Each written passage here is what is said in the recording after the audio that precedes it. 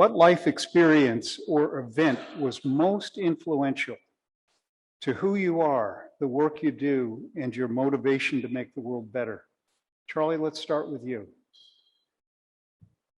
What singular life event? So many. So I'm the youngest of 8 kids. So there was a lot of experience and learning at the hands of your brothers and sisters. So I would say it's probably the tutelage I gained from one of my oldest brothers, and taking me to the ski area for early training, but shoving me in the back of a VW Volkswagen Bug while his other 4 buddies were in the car. I mean, I say that just because there's a commitment that brothers and sisters show to one another, and that you really just have to kind of roll with the punches a little bit. So that's my personality, is really to listen, to adapt to the situation, and to use that information that I get when asking questions to make decisions. So that's enabled me really to be a moderate and to consider issues and consider opinions from both sides of the aisle. And that has, for me, been very formative in what I've done in politics and what I've done in life. Thank you. Thanks. David? Well, I guess as a singular experience would be the death of my father when I was just 13. But to go beyond that, it was the 13 years I had with him. I used to go to the hospital with him regularly, and when he was visiting his patients after surgeries on the weekend, and see how he cared for people and took time with them as a doctor who had more than 6 minutes with the patient. When I went to the stores with him, and he would talk with random strangers in the aisles, and a trip to get butter would take an hour, learning the gift of gab, which happens to be particularly good in politics.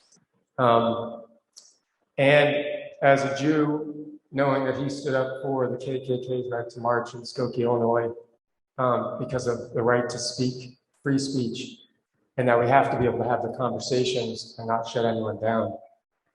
So there's a lot of other things too. But. Thanks. Kitty? Thank you for that question.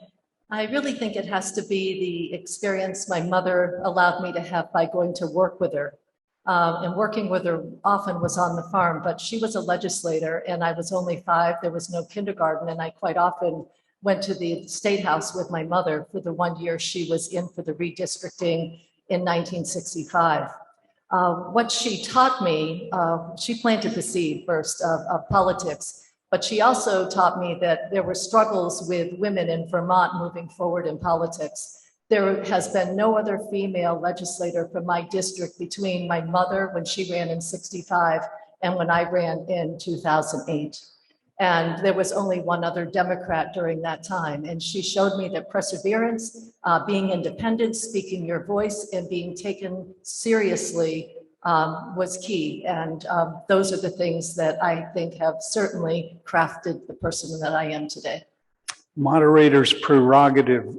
Tell us your mom's name. Oh, my mother's name was Catherine Beatty, and she was a real force of nature. We had role reversal in our home before there was even the term. She ran the farm. She did taxes. She was in charge. And pies. Thank you. If I had to choose one singular moment, it would actually be watching my grandfather, Warren Preston, who some people in this room may know. He's a farmer here in Orange County. And I would go to town meeting days with him starting at 5 years old. And he was classically known for, at the end of a lot of discussion, putting one hand down, the other hand down, taking a slow stand, and walking to the podium and having the most prolific words, advocating for the agricultural community. Excuse me.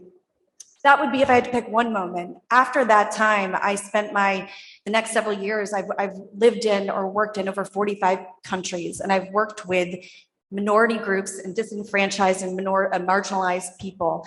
And each time I've traveled and worked in a different group and setting, I've been deeply impacted. And that has also affected the work once I came home and returned to Vermont and worked as the president of the Vermont Council on World Affairs, traveling to every corner of this state, meeting with Vermonters and understanding how, there's beauty and success, but there is struggle in this state. And I'm deeply impacted by that every single time I travel around this state and meet with Vermonters. Thank you.